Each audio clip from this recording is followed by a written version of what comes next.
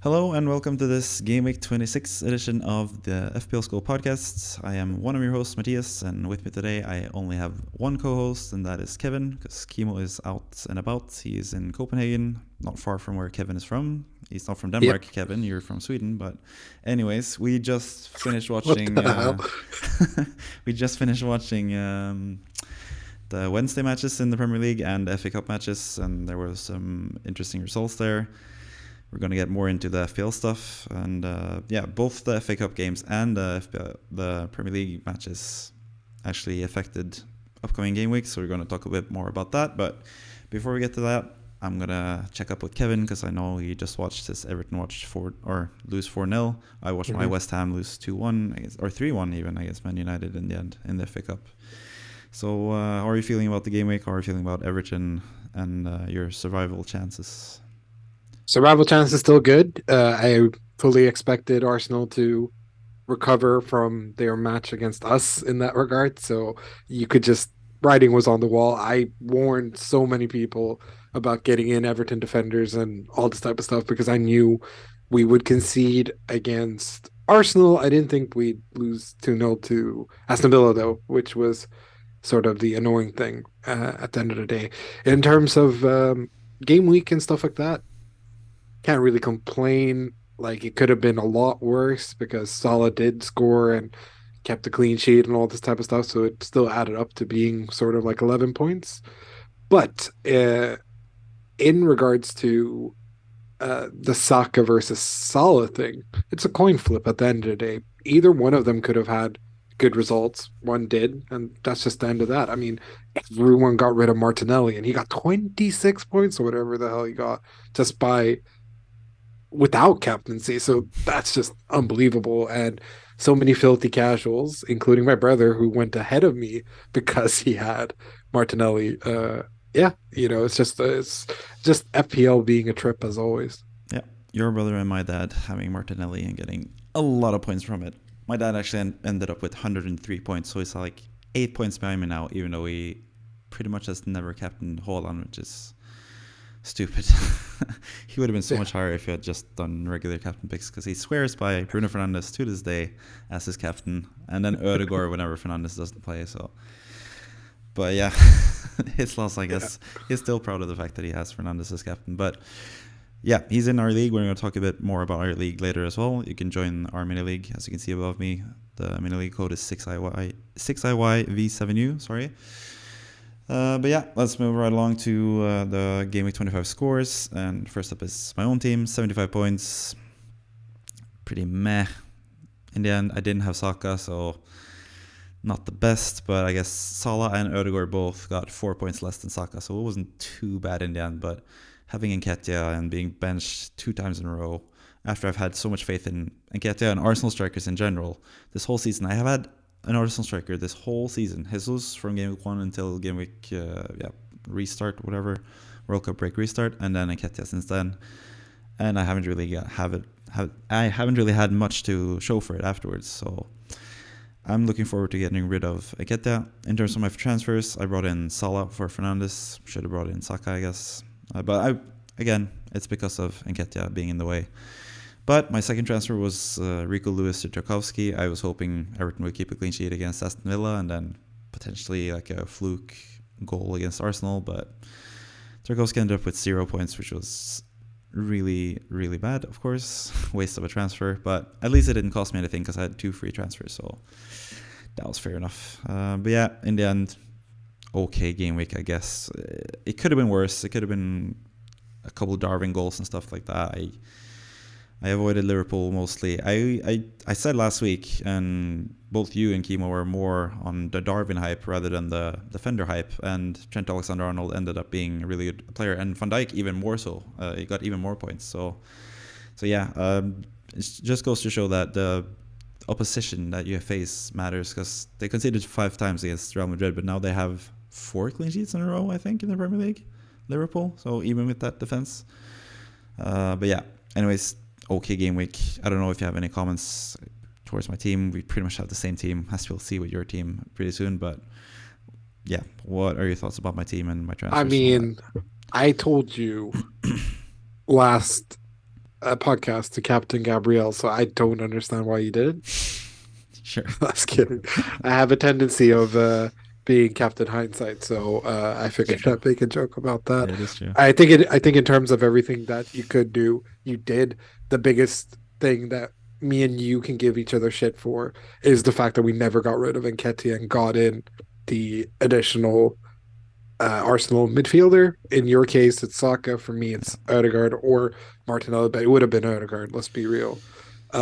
So I think that's the only thing. But if you Yeah. consider it, you would have had to have gone -8 to have brought that in. So it's like, I mean, I could have sold Nketiah rather than doing the defensive transfer, but sure, I don't know. It felt like Nketiah. Everyone was saying like, oh, he has the best underlying stats. I've seen it with my own eyes. He's had so many mm, chances to score, just hasn't produced. But yeah, it's kind of funny that like throughout like the last few game weeks, people have been saying, oh, you need to sell Martinelli. He's lost his place. You need to sell Martinelli. He's lost his place. And then all of a sudden, Martinelli is the one getting the 26 points, like you said, and yeah, Nketiah's getting nothing. yeah, So yeah, just shows you a bit of the randomness of FPL, I guess. But yeah, that's how it is. That's my team. Let's move on to a team that is pretty similar as your team. We have like a sure, couple differences. Yeah, you can talk me through your team and your transfers as well, because you did a -4 and had some faith in your absolutely. Everton guys, but they didn't really repay you. Yeah, I mean, again, I think it just proves to show that Dyche is an idiot in the sense that DeMar Gray should have played both games from start. Mm-hmm. And I think the Aston Villa game, we wouldn't have lost if Gray had started because he was exactly the thing that was being, he was missed. He was the thing we needed in terms of pace and everything like that. So for me, I understand why people wanted Tarkowski in for the Aston Villa game, but the Arsenal game, I just knew we were going to get. I mean, I've tripled up on Arsenal. That's also me showing faith in the fact that they're going to do well in both games. And surprisingly, they did even better against us than they did against Leicester. Um, I but think generally I think speaking, also the thing with Tarkowski is that we didn't have that much money left with the yeah, transfers that we wanted exactly. to do as well. So I mean, you could have brought in like a cheaper guy than Gray. You could have brought in like Yeah. Bailey or something, but they weren't looking that good anyway. And Everton had the double game week, so And the whole point was with Gray was he was a punt and he still somehow managed to outscore Tarkowski in the end. So like in the sense of like this, for me, I kind of went in going like I might be wild carding this team next week anyways. Instead of safing it with Iwobi, who I know will play both games, I want to go with Gray because I thought this was finally going to be his chance to yeah. shine. Got a big clear cut chance actually against Aston Villa, but Mhm. he managed to sort of fluff the shots and stuff like that. But And you got to remember as well, he scored in both those matches last season. He scored yep, against yep, yep, Arsenal, yep. the winner, and scored against Aston Villa. That was not a winner because he lost, but Yeah, still, he had two really good goals against those teams. So yeah, he really should have played because I think he's been your best player this season, maybe apart from like Darkowski defensively, yeah, but like offensively at least, I think he's been the best player for Everton. So I'm yeah. surprised that Sean Dyche is not using him. Oh, kind of surprised because he has Dwight McNeil and that midfield and all those players. It's just, but yeah. But overall speaking, 74 without having gone -12 to get everyone in and all this type of stuff.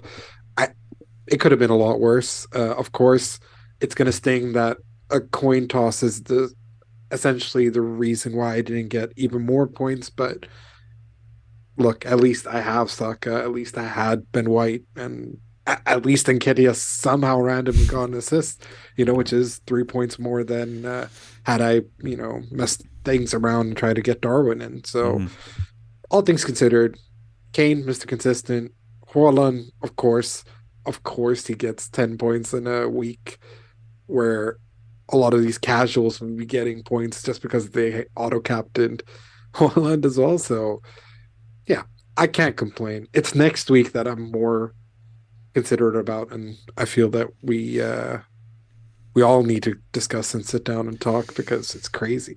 Yeah, there's a lot of stuff to think about for next week. We're just gonna take a look at Kimo's team as well. He also has a very similar team. I think it's it's probably showing that we are doing a FPL podcast together. The fact that we Yeah. have pretty similar teams. So hopefully that will sort of change a bit. Now this seems like a lot of people have different approaches going forward, but for now we have pretty similar teams. The one thing Kimo has that we don't have is Sinchenko though, who got 18 points. So White got 13, Gabriel got 15, Sinchenko got 18, and Sinchenko looks like the best defender for Arsenal, in my opinion, going forward. I'm not sure if I'm willing to sacrifice Gabriel if I keep the triple up for Arsenal, but Sinchenko looks like a really good pick, so hats off to Kimo for that. He's also really unlucky. The fact that last game week he saw the early team news that Martinelli was not starting and transferred him out for Mitoma, and now Martinelli has just been doing bits all over the shop. He's been amazing. So bit of a shame for Kimo that he missed out on the big Martinelli holes, and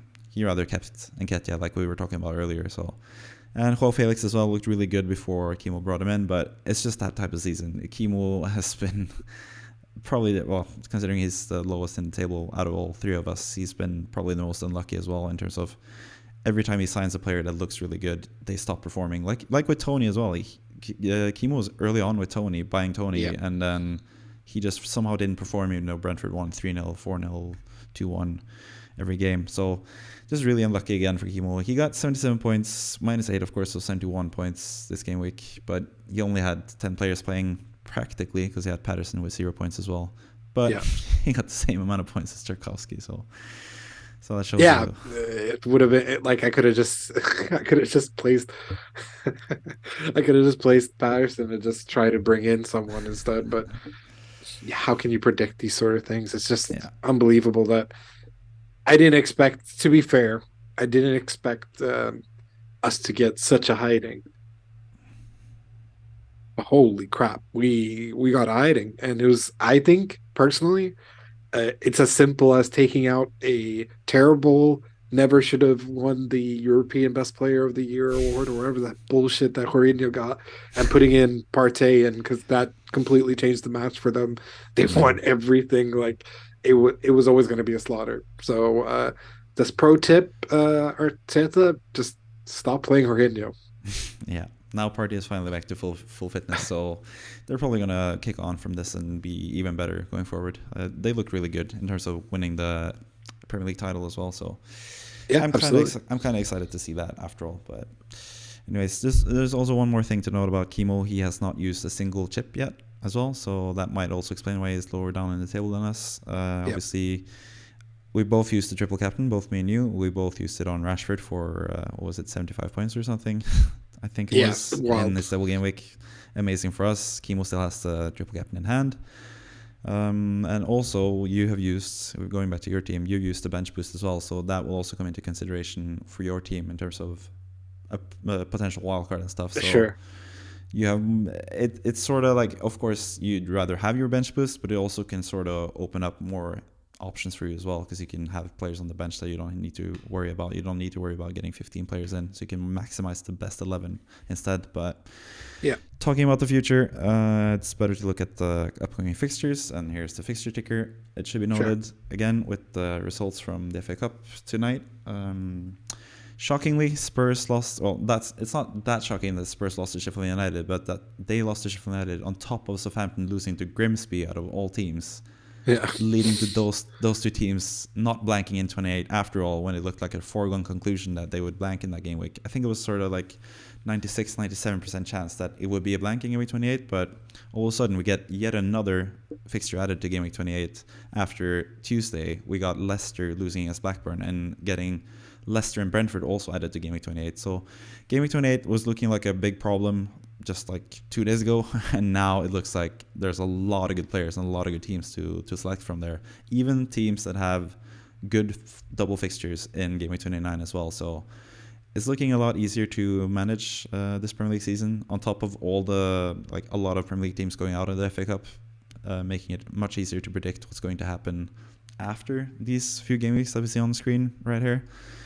But anyways, there's a lot of teams to talk about. I've talked a lot now, so I just want to ask you about Brighton and Brentford because that's on the top of everyone's mind now. How much stock are you going to put into Brighton and Brentford in Game Week 27 and Game Week 29? Because they double in both game weeks. Obviously, Brighton have a blank in 28, but still, how much stock are you putting into these teams? Is that affecting your wildcard plans? And which players from both teams do you fancy the most? I mean, the wild card thing is, it feels like a foregone conclusion at this point because I feel like I have to in some regards. I don't hate my current team that I would play for game week 26, but it's just about beating the price drops and all this type of stuff too, right? Mm-hmm. So for me, in terms of Brighton, I am going to stick with Matoma. Yes, every player is allowed to dip every now and then because everyone's like, "Oh, have you seen what McAllister's done?" And I'm like, "What did he do?" Still waiting. Like, I say this as he's about to score a free kick and penalty and blah blah blah blah I blah. mean, he's a proper Brighton player because he gets a lot of XG and then no results to show for it. Yeah, So it's the exactly. perfect Brighton So, player. like, I don't get me wrong. This is not me trying to slate Big Mac. Like, I absolutely love McAllister Of and course. had him in my fantasy team at one point, um, and he didn't perform. And but for me, I feel like if you're going to triple up on someone, you might as well triple up on the team that has more fixtures, which would be Brentford. But even there, like, eh, like I feel like if I'm gonna get players from both teams, it'll be Matoma and probably Estupiñán Young because that guy's been Mm-hmm. so unlucky not to get more hauls than he has already. Yeah, and But he's gotten a like lot of his points lately as well, yeah, even yeah, without that. Because he had a goal disallowed that shouldn't have been disallowed. Like yeah, VAR stepped in and called an offside that wasn't there because yeah, they didn't count the correct player. But yeah, yep, he could have had a lot more as well. But he's been one of the best defenders yeah, lately, and I think he's played like every game since game week 14 or something as well. So he's like a yeah, full starter there as well, nailed on. yeah. So it just becomes for me personally, as I already have Kepa, who has really good games as well. I think I'm leaning on more Kepa Sanchez than I am, or sorry, Kepa Raya than I am Kepa Sanchez. Okay. So I'll rather go Estupinian, uh, Estupinian and Matoma, or Estupinian and Big Mac, maybe. Yeah. Would you double One or up the other. on Brighton midfielders? No, it'd No. be one or the other. Mitoma, March, and McAllister. You have three different options there as well. Yeah, it would be one of them, Okay. not all of them, because they are not the type that all of them will perform that same game week. It's always just one of them will do it. Mitoma's streak was just him scoring like 1-0 goals and stuff like that, or just about nicking it. And then Sully March just randomly will get a brace here and there, which makes everyone, just go, oh, I need to have him, I need to have him, and all this type of stuff. So for me, it's just about picking the one that feels the best. I mean, considering the amount of home games and stuff like that, and looking into penalties, it might be McAllister simply because Mm. he is their pen taker. And now that he is playing in an advanced role, eventually this has to come into fruition that all this XG love that he gets actually turns into goals and assists, Yeah. essentially. But so you're not doubling up on midfield and you're not having Sanchez. So would you only have two Brighton players then going forward, even with Yes. the wild card? Okay. So you I, wouldn't I'm just I'm double up. considering Because you also have to keep in mind that they have a lot more matches to play as well. So I think it's most likely they'll have another double in 31, and then they'll have like a couple more fixtures as well. They're also still in the FA Cup, so they're probably going to reach the semifinal. I think they got a really good draw. I think they got Grimsby in the draw. So most likely they'll get blank game week 30. What is it? Game week 32 as well would be blank for them. But then they'll have even more doubles in 34 and 37 as well. So there's a lot of 100%, doubles but there. the only thing that scares me with tripling up with them is 28, and if it clashes with any other team that I might consider bringing in and all this type of stuff. I Mm-hmm. mean, sure, I could always transfer certain players out, but you want to be kind of flexible with the transfers. That's why I feel that having triple Brentford, for example, who are guaranteed to play every game, don't have any sort of distractions in terms of other tournaments and all this type of stuff. Yeah, it feels very likely that that'll be the case. But again, So what about Brentford then? Are you tripling up on them or are you yes, also okay? Yes, So even I with the Game Week 29 fixtures, because those are the ones that kind of scare me off Brentford, that they have Brighton away and Man United away. It doesn't feel like the best double game week to have Brentford players. yeah, yeah, yeah. Good point. Very good point. I'm not stumped. I'm just saying it's a good point. In the sense that, I mean, it's far into the future, so you could also like sell them or yeah, switch them out exactly. as well. Right. Especially for you Uh, who won't be needing to do the bench boost thing as well. yeah, You can always swap them out. Especially Tony, who might be suspended as well. That's the big elephant 100%. in the room as well. So And that's the thing. Like me and you discussed this earlier, where I think Buemo might be the better shout, especially they if something gets accelerated or whatever, they mm, might have to start relying on their other players essentially. Because I think I don't think it's stupid to play him as much as they can before they have to basically bench him in the sense of like he's not part of the squad and etc. because he's banned. But I've liked what I've seen of Buemo as well, just generally speaking, and he is mm, their pen taker, I believe, after after Tony, Tony. yeah. Yeah, so but again, eh, I guess take it with a pinch of salt to actually triple up on Brentford players because yeah, Brighton and Man United away isn't great, but we know sort of how Brentford work when they play away matches. They just play for the draw sort of thing, so it might benefit doubling up, having the Pinnock and Raya combo or me Mm, and Raya or whatever you decide to do. I don't think any of their midfielders are anything of interest yeah, personally. same. It is just defense and strikers. So And goalkeeper, yeah, Buemo should really be listed as a midfielder, but yeah. that's another thing. So Yeah, for sure. So that covers Brighton and Brentford. We're obviously going to talk more about them because we're going to have the weekly wildcard sure. drafts. I've done my own wildcard draft, and we're going to do one live as well later on. Yep. But before that, we need to talk a bit more about the other potential players that we could bring in on the Sure. wildcard. Sure. And looking at the top of the table, you have Chelsea, who are in poor form, but they have amazing fixtures. Yep. They don't have a single blank, and they have a really good double in 29 as well. Yep. You also have Aston Villa, who are kind of like going under the radar. Not that many people have Aston Villa players. Some decent players there. Leicester, of course, now with the Game Week 28 fixture in hand, and they're good form when Maddison comes back. With Maddison in the team, they create a lot of chances and they beat Spurs 4-1, and then without him, they lose all of a sudden against Arsenal and stuff. Don't really look Yeah. that good. So he's most likely coming back against Southampton, and then yeah, they'll just kick on and be really good. Even though they lost to Blackburn in the FA Cup, but that was also with a weekend team with Kelechi Iheanacho being benched from the start and then coming on and scoring straight away, of course. But Yeah. Of course. so out of the teams between Brentford and Brighton in this table, Chelsea, Leicester, Aston Villa, Nottingham Forest, even we can even count Nottingham Forest. They're really good fixtures and they have been pretty good at home this season. So Yeah. are there any standout players from those teams? I mean, everyone who has Kepa should keep Kepa. Mm-hmm.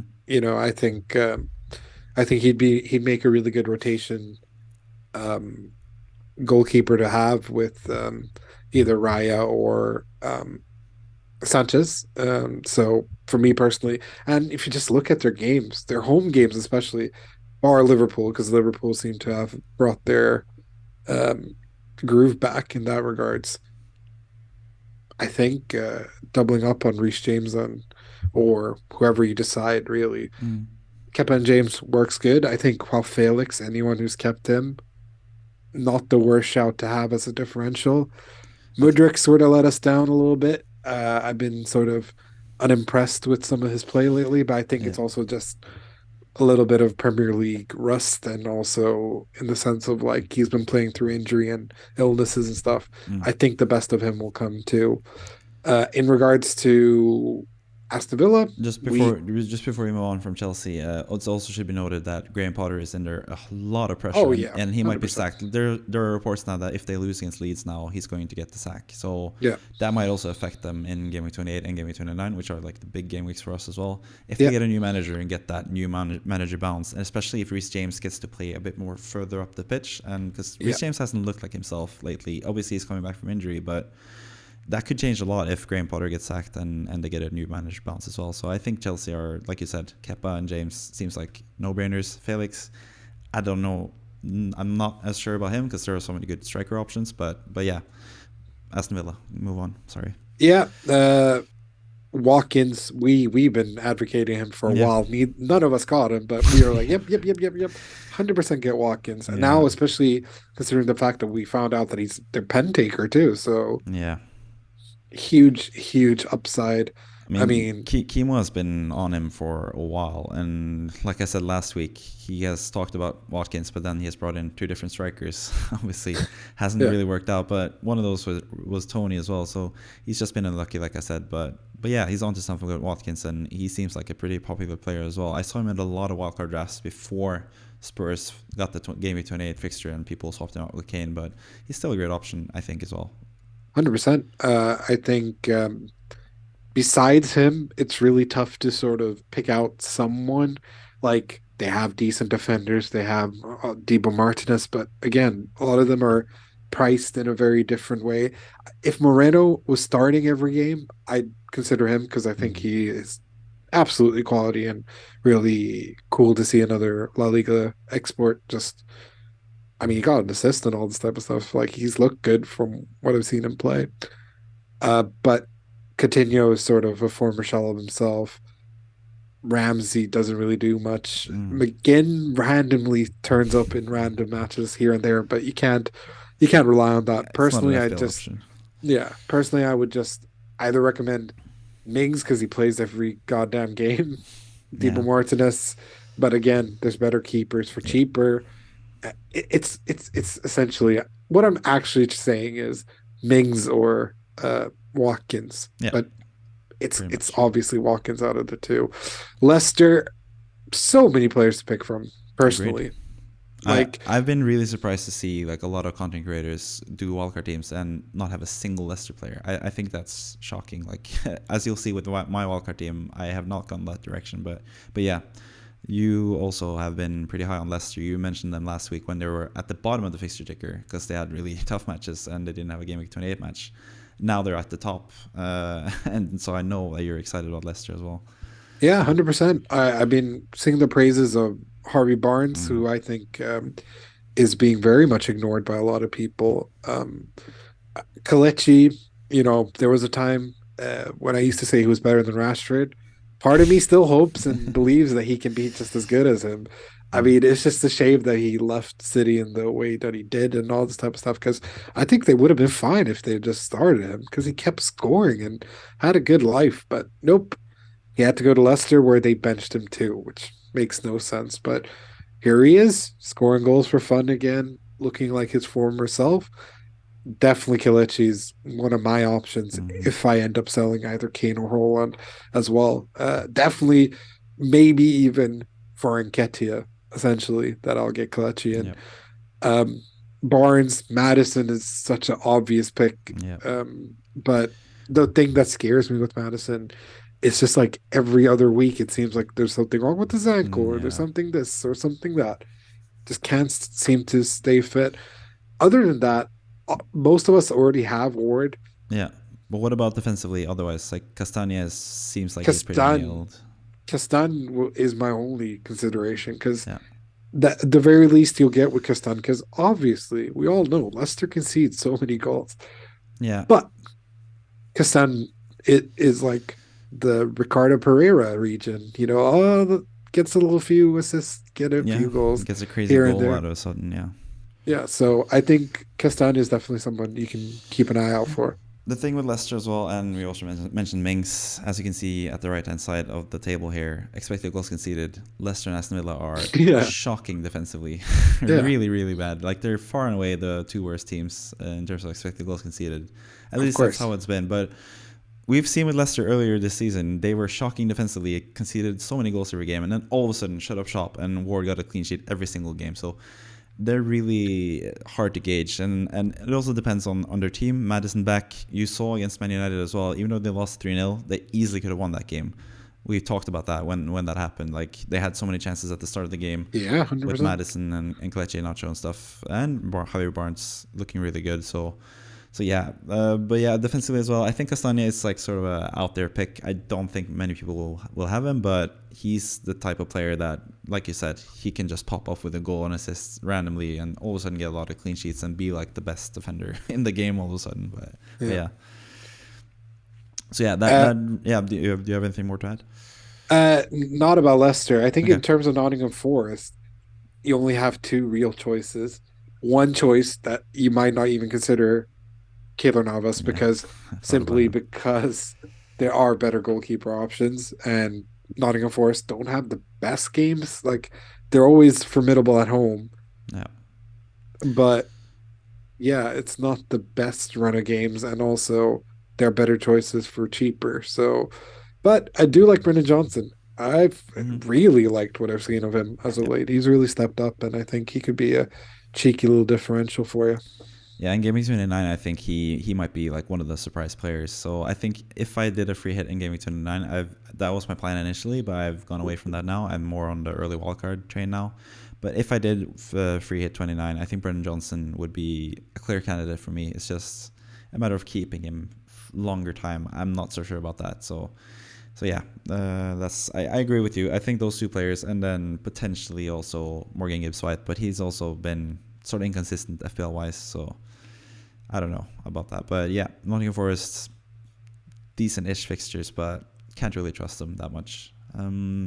So that covers the double Game Week 29 teams, but you also have some really good teams with some really good fixtures from Game Week 26 until Game Week 28 at least. Arsenal and Spurs. Yeah.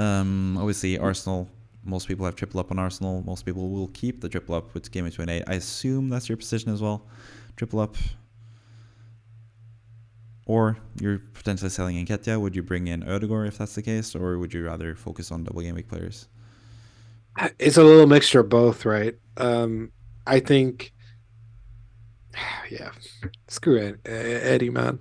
Um, but like, I think the biggest thing about Arsenal this entire season is that they're so formidable at home.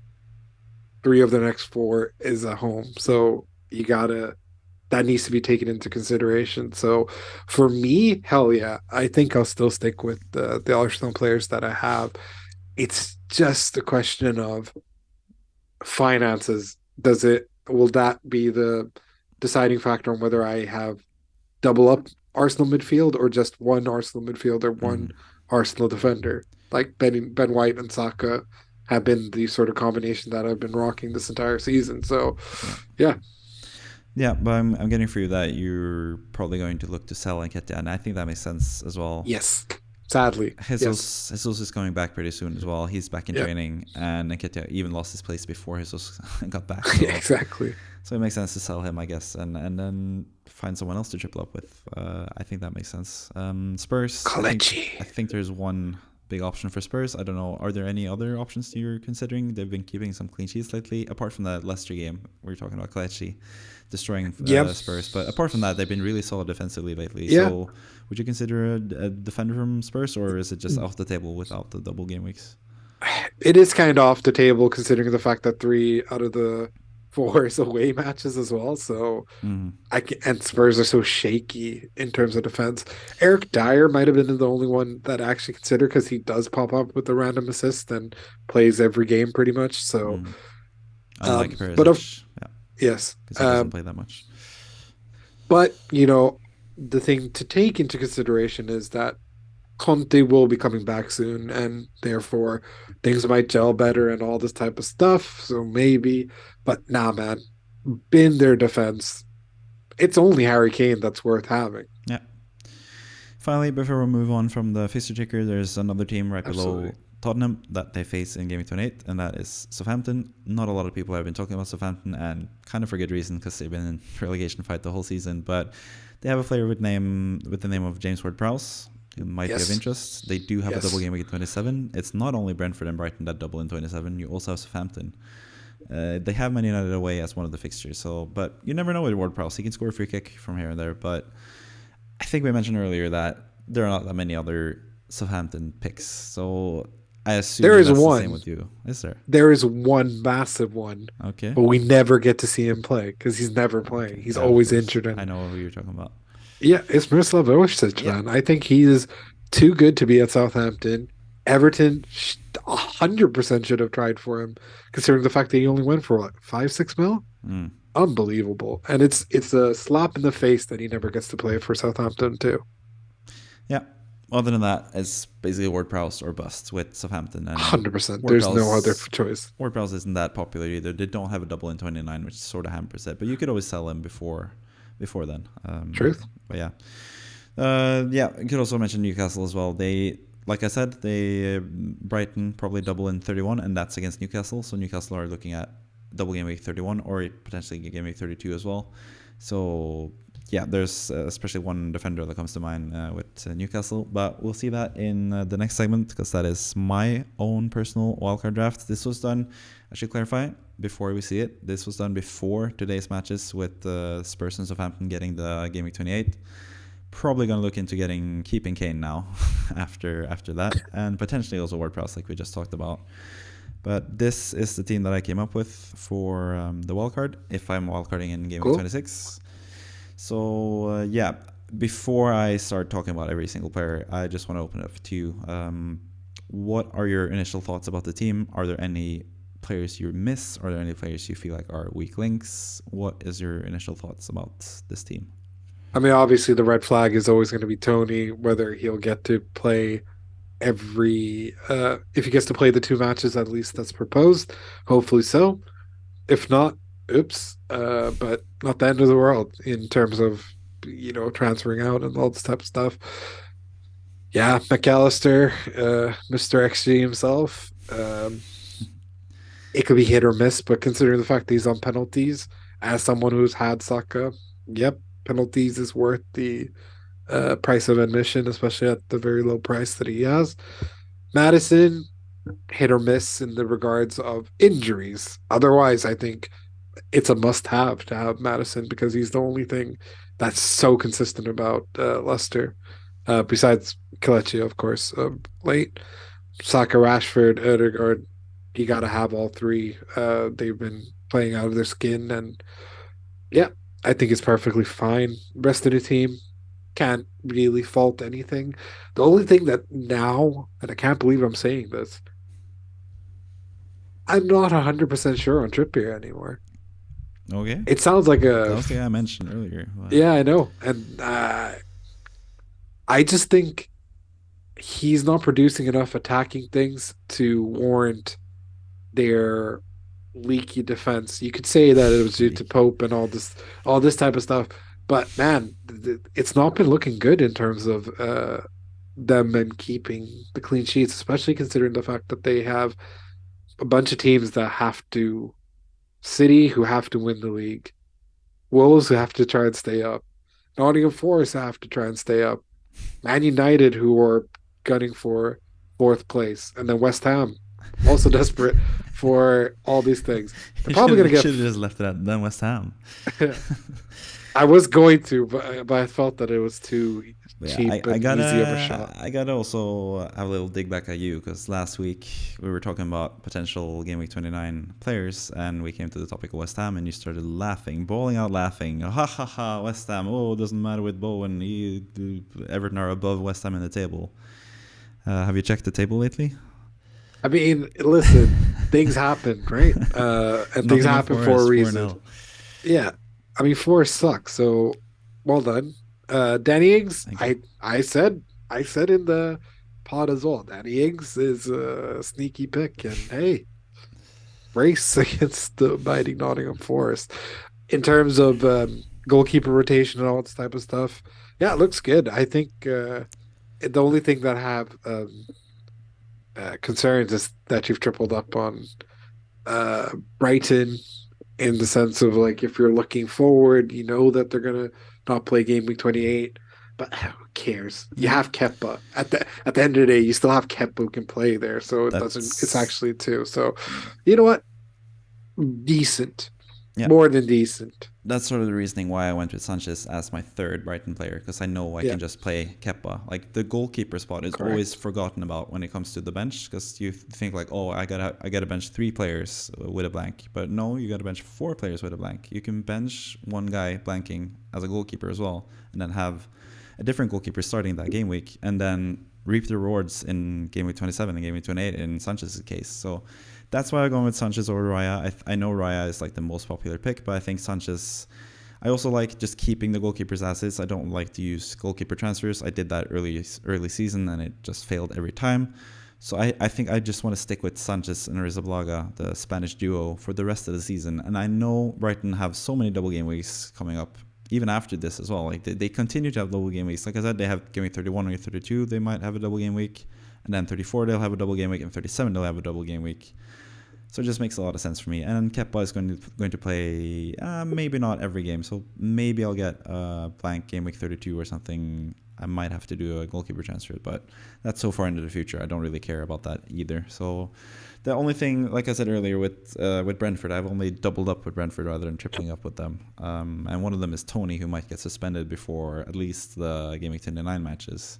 Yeah, It's like that. That's the reason, really. The Game Week 29 matches. I don't really want to have Brentford players from Game Week 29 onwards, really. So maybe bench, maybe me as a bench option for Game Week 29. But other than that, looking to get rid of Tony probably as well for that game week if he survives that long. But just on the topic of Tony as well, there were news today that the hearing is most likely going to be in April, so that's going to be taking even a bit longer than April. And Game Week 29, I think the fixtures against Brighton and Man United are April 1st and April 5th, so yeah, he should be able to survive at least the Game Week 26, 27, and 28, and then potentially the double 29 as well. So I think he's sort of a nailed option because he's the best captaincy option by far, I think, in Game Week 27. You could always go with the Brighton midfielder, but you never know who's going to get the points. Is it McAllister? Is it Mitoma? Is it going to be March? Yeah. I think Tony is more of a safe option if he plays both matches, of course. So I think that's part of the reason why I feel like it's kind of important to have him. Also, in terms of other captains, you also have Saka in Game Week 28. He's the best captaincy option there because Haaland blanks, Rashford blanks. I think Saka is essential. He showed that today as well with his goal, first goal against Everton. Amazing finish. He just takes his chances, really. He doesn't get that many chances, but he just takes whatever you can get, and got a cheeky assist as well for Martinelli. So he's really, really good. Just to defend Trippier, he's been my knight in shining armor, or whatever that phrase is, this season, and I've kept him so far, and I have so much value tied into him. And considering they have a okay double game week 29 and they potentially have the double game week 31 as well, I think it makes a lot of sense just to keep, because I think also Newcastle have been sort of affected by suspensions. First, Bruno Guimaraes in the league, he was out for 3 games, and then when they finally got him back, Pope was suspended in the League Cup final as well. So I think Trippier is really good, and Newcastle are going to have a lot of matches going forward. So I've heard a lot of people talk about having even Pope and Trippier as well, and potentially in the future we both have a striker from Newcastle that we've been really keen on getting. Alexander Isak. I think he is also a good option for that potential Tony transfer in 29, from Tony to Isak, when they have a decent double and they potentially have a double in 31 as well.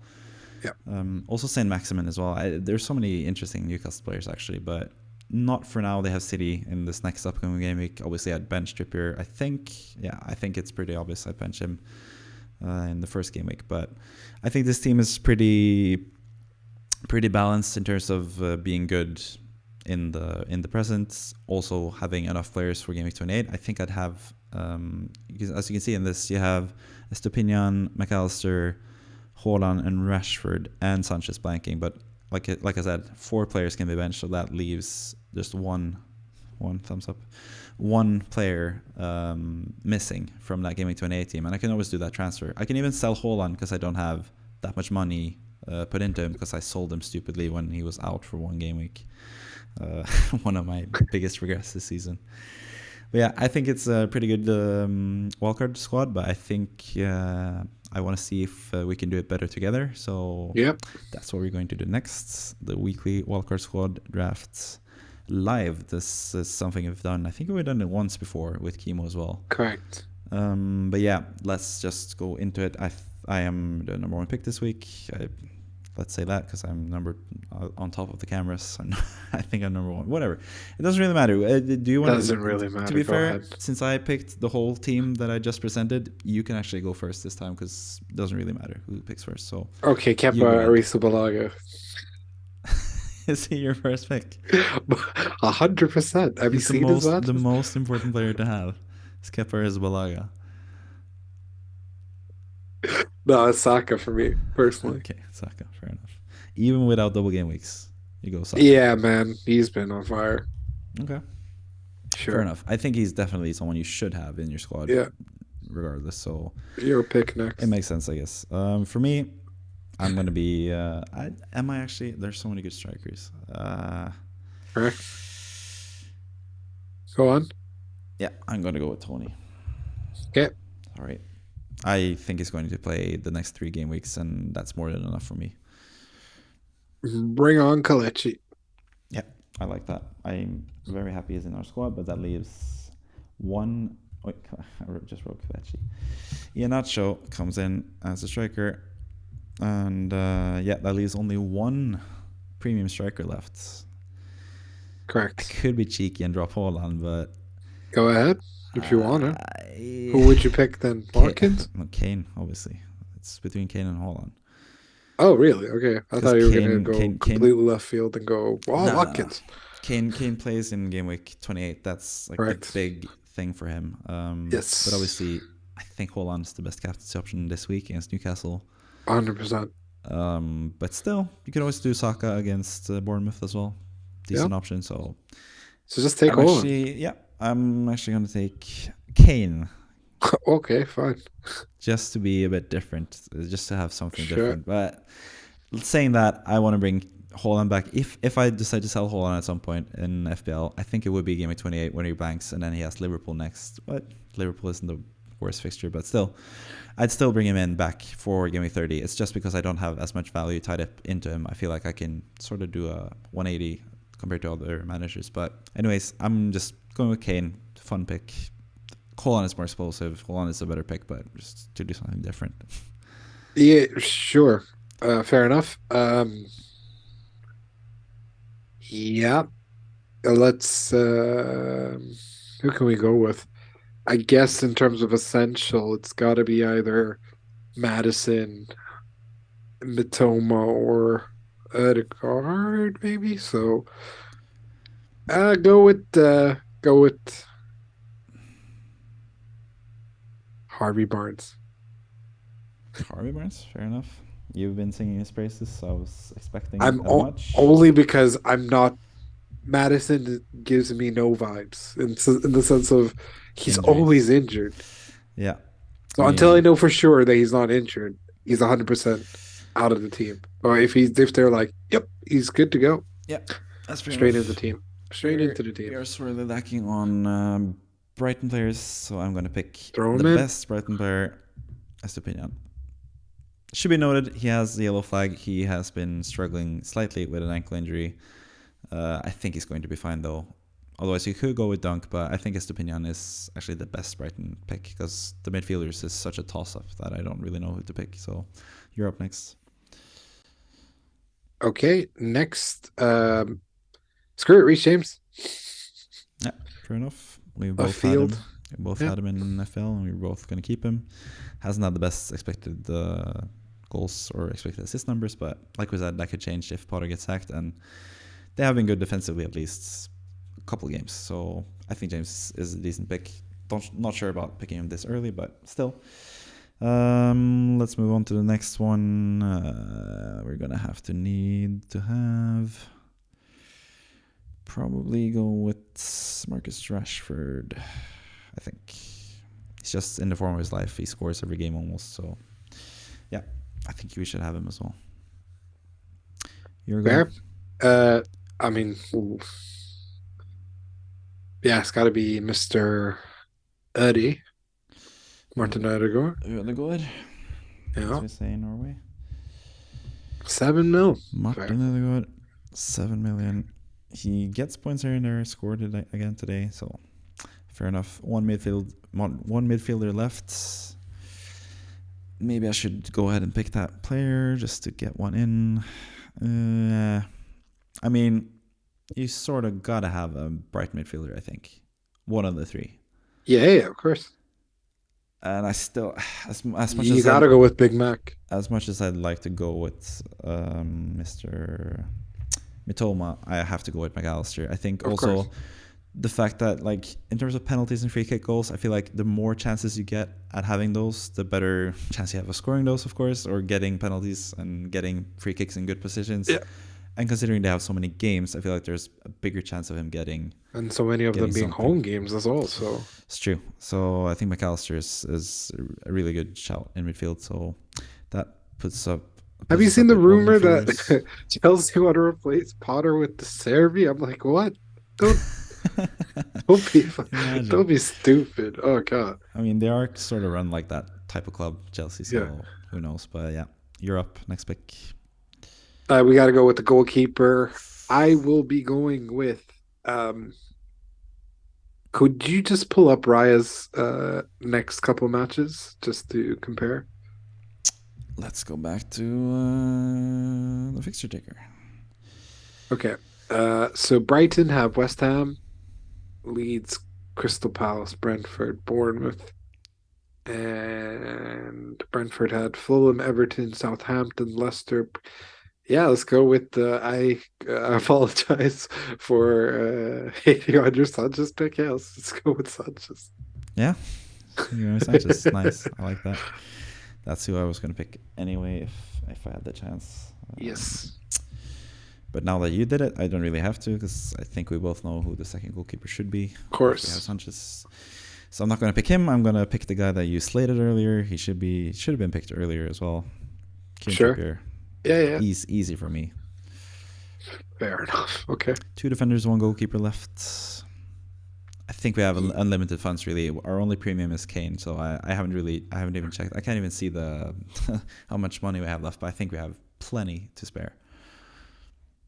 I guess we gotta go with Gabriel. So you prefer Gabriel over your own Ben White and Zinchenko? Ben White is always just one step away from getting benched. For me, it's either Gabriel or Saliba, right? I have Ben White because he's a cheap enabler. So, yeah. But Gabriel is also very prone to conceding really stupid things. So maybe Saliba just to be different. But again, it's very interchangeable between the three. So yeah, you know what? No. Okay, Zinchenko? no, Sinchenko. Yes, Yeah. let's get him in. Yeah, I think that's a good pick as well. He's been so involved as well, and he Shout out my boy Kimo. Enjoy. Kimo. He was early on the Zinchenko train. He said that Yep. like 5-6 game weeks ago as well. So Yes, 100%. credit to him. Shout out to Kimo. Hope you're having a good time in Copenhagen and that you listened to this as well. Hopefully. Yes. 2 players left. I'm gonna go with the defender because I know what you're gonna pick with the goalkeeper. Yeah, 100%. So final one. I guess we need some more considering we didn't pick Raya. I think we're just gonna go with Ben Mee. He's also been scoring a couple goals here and there. So final one. Yes. The goal Kepa. Who is that going to be, Kevin? Kepa, of course. Yeah, of course. Kepa Arrizabalaga. Yes, sir. That is our combined wildcard team, and it's actually looking pretty good. So I'm pretty impressed. I think we have the money. Let's just check that while we're at it. I'm just gonna go back to this as well. We have 4.7 in the bank. So if you want to, you can upgrade. Probably the most likely upgrades here are. Let's see. Let's get back to where we were. The 2 best upgrades, I think, or the easiest upgrades for anyone of you watching is, like I said, I just picked Haaland to be different, or Kane to be different. Haaland makes more sense. So that leaves us with still 4.1. How does that work? Okay. Anyways, and then obviously you could also upgrade Barnes to Madison if you want to, but Kevin Yeah. has been on about the Barnes pick, so let's just keep him as it is. And yeah, that's pretty much our team, our combined team. Yes. My own personal team that I did before the Kane fixture came, but we don't even have Kane now if I swap him out of Holland. But anyways, I think that's a decent team as well. I think it looks really good for the future. Yes. So I am advocating wildcard, and that is currently in my plans. As you can see, the big wildcard button in my potential moves. I think that's my most likely option. I could wait, like looking at my current team, it doesn't look too bad for Game 26. So I could wait a week and see what intel we get. See if Mitoma can finally play better again, find his form again. But it's just the things that are counting against it is I'm sort of just annoyed with Nketiah. I just want to get it. Sort of doesn't make sense when he plays Bournemouth at home, but that's considering if he plays or not. He has been carrying an injury, so maybe that's why he's been subbed. But 2 games in a row he's been subbed, and Martinelli has performed that well. Trossard even played decently. I think it's time for Nketiah to go. I'm not so sure about Mitoma anymore. Tarkowski, I probably would have to start Trippier over Tarkowski as well after seeing tonight's performance from Everton. And Trippier against City doesn't fill me with that much confidence. So I feel like there's points to gain from Game 26, and I don't know if there's that much points to gain from waiting a week either. If I do, I could bring in Saka already for Salah and take a hit to get Tony as well. Or I might not even get Tony because if I do the wildcard 27, I can wildcard in Tony in 27 anyway. So I'd probably just go with Kelechi if I did the striker move. So yeah, I think either the wildcard, which we have 2 decent suggestions here, both the combined wildcard of us and my own wildcard, could take some adjustments, or I do Salah to Saka and probably Nketiah to Iheanacho. So if you were me, you pretty much are me because you have a pretty similar team, but what would you do? Would you wildcard? Would you wait a week? Would you not wildcard at all? What's I your new mean, plans?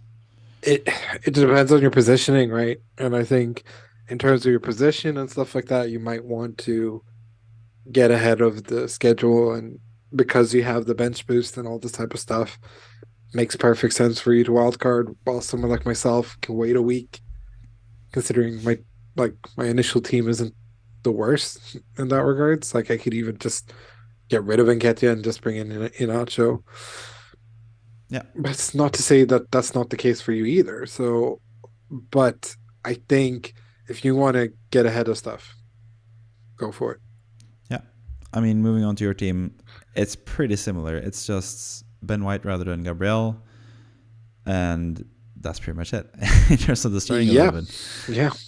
So you're sort of in the same boat as me. So your one listed move is Nketiah to Iheanacho, which we've been talking about. Yes. Is that still in your plans? You said that yesterday, so maybe Yeah, your yeah. plans have changed. I feel like unless Nketiah is like given the clear sign or something like that, then that's the only way I'd consider. Because if we go back to the famous fixture ticker, or if I just quickly look it up, who's Leicester playing next week? Leicester playing Southampton away, so pretty It's decent not fixture. it's an easy fixture, but it's also like the one random game. Southampton can turn up at home, or at least Or they can lose 9-0 to Leicester. that too. And That Kelechi is scoring 5 very goals. that is very possible. Yeah, very possible. Yeah. Bet on it. Ivan Yeah, Toney, you heard it here first. yeah. No, but more in the sense that Bournemouth at home for Arsenal is such a good game that it might be a waste to get rid of Nketiah already. But I think Nketiah to Iheanacho is just a simple, easy move. Yeah, I think that's a decent move as well if you want to stand pat and not Yeah, do a wild card. But 100%. after wildcarding your own team now with me and seeing my own wildcard team, is it tempting to you? Are you? Yeah, of course. How would you say your percentages are in terms of wildcarding? 26, 27? Are you going to wildcard in 26 or 27? Full stop, or are you considering other options? I mean, I will wild card sooner rather than later. Yeah, That's for sure. But it's just a question of whether I wait a week or not. yeah. And for So me, it's either 26 or 27 for you, probably. yeah, Yeah, essentially. Because again, it does sort of scare me a little bit with the international break just randomly right there before the big one. So, and that could really screw things up massively. That's probably a reason. I mean, I guess Alexis McAllister, I haven't checked the fixtures, but I guess he travels to Argentina. But Mitoma is playing in Japan. I think it's like really close to the deadline for Gameweek 29. I think Mitoma plays in Japan or plays in Asia or somewhere. So I think he might be in Wherever danger the of hell losing he's out. from. No, but like he could play I away. was just Of kidding. course, I was just he kidding. plays from Japan. He's Asia or wherever. Japan legend. He saved it off Yeah, the of line against course. Germany. Nippon. It's Of amazing. course, of course. Just saying that, I feel like I should keep faith in him, but I don't know. Maybe I should You just know put. what? Sell him. Yeah, I You know. get Big I Mac. want to put the stink off again. So you get rid of Mitoma. I'll benefit all the points. yeah, Fair. Glad we're in agreement. fair enough. So yeah, we're still unsure if we want a wildcard or not. Well, I think I'm pretty sure I'm going to wildcard straight away because I don't feel like I'll gain that much from waiting a week. I feel like the team is pretty much, apart from like a couple spots, I feel like the team is pretty much given. So yeah, that's my plans. You might be more hesitant. You also have, like you said, you don't have the bench boost to think about, so you can wildcard a bit differently as well for me. But yeah, I haven't heard from Kimo this week in terms of his plans. I'm interested to know from him as well. You can write in the comment section, Kimo, if you want. That leads us to the outro. Yep. All of you guys, you can follow us on Twitter and Instagram as well. And obviously YouTube, very much appreciated if you smash that like button. If you get 10 likes, break the like record. So YouTube, starting small. I should say though, I'm joking about small like numbers, but we can actually celebrate 500,000 views on this YouTube channel. There you go. It's mostly thanks to a 10-second clip of Kevin Garnett saying hell nah. Yeah. Which I put out as like, I think I actually made that video, just like a short clip of Kevin Garnett, to send it to you for whenever I wanted to say no to you. And for some reason, it's gotten picked up by the YouTube algorithm. Oh, but it's the YouTube poop that everyone loves, sort of thing, that just randomly comes into their feed, and they're like, "Okay, yeah, sure." Yeah, every single comment on that video is just like, "Oh, why is this getting recommended to me all the time?" And so I think it has like 440k views. And then I have another video, or 420k, I think. And then I have another video I made a couple of years ago as well. Another basketball related video with Jimmy Butler and all his game-winning shot attempts for the Minnesota Timberwolves. He's my least favorite basketball player, as Kevin knows. And yeah, I had to make a video of him missing every single game-winning or game-tying shot he ever had for the Timberwolves in his brief time with that team. So yeah, FPL scope videos must have at least gone like 2,000 views out of that 500k. So you know what? We'll take some credit for it. We'll take some credit for FPL scope, and eventually, when we get to 1 million, it's going to be mostly FPL scope as well. We're 100%. gonna get a lot more. On the topic of that, I'm trying to grow the channel a bit more in terms of content as well. I've been looking into doing daily content, and I have some plans. I can tentatively just give you sort of the rundown on what I'm planning. I think Mondays, this is something that I've been missing from other FPL content creators, just going game by game in the weekend, just looking at every game, look at the numbers, XG for every player, talk about the chances, the highlights and stuff, and just basically just have a rundown of all the games and see if there's any hidden gems you can find in the teams there.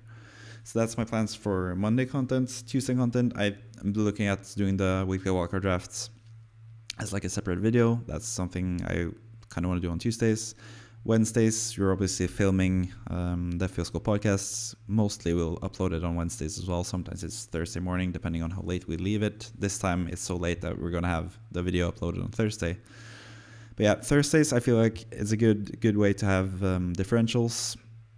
Because at that point of the week, there are so many template picks all around. So it would be nice to just have like a little video with the differential picks. And then Friday, team selection. I've been looking to take my own team out of the FPL Scope podcast and just focus on Kevin and Kimo for looking at the scores and the plans, and then take my own content on the outside as like separate videos. So I think that would be a nice like 5 day a week schedule if I could do that.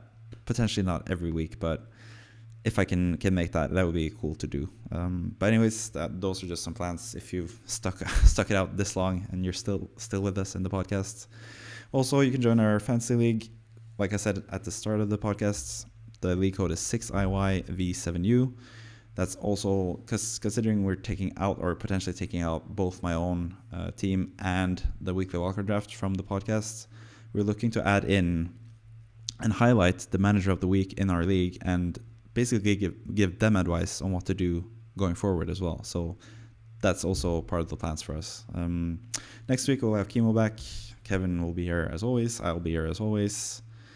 I had something clever to say, but I forgot about what it was. But anyways, I'll, as always, leave the final word to you, Kevin. Do you have anything nice to say about West Ham? No, but Daddy Iggs is a pretty good striker. I'll say that much. I remember the thing because I was talking about Jimmy Butler, and Yes, I'm wearing a certain type of T-shirt now that I'm going to flash. So that leaves you with something to say. Finally. My T-shirt that I got from Kevin from a bet we made. Listen, Patrick Beverly is one of the worst basketball players currently. A little bitch. I hate him, and yet he has a T-shirt saying "I heart Patrick Beverly." Has nothing to do with fantasy football. If it was fantasy football, he'd be the equivalent of Bueno. Just gets no points and is a piece of shit. Thank you. First of all, Bueno's a saint. Don't speak badly about. I know you said that as an insult. Bueno's sick. Patrick Beverly is sick. Of course, is amazing. Anyways, this T-shirt was bought by Kevin. I love Pat Bev. Kevin loves Pat Bev, obviously, because he bought the T-shirt. So I'm gonna leave it to final word again. You can defend yourself. Listen. Fuck Pat Bev. Wow. I will not stand by it. I will edit this out. No, you won't. No, you won't. Take care, everyone. Good day.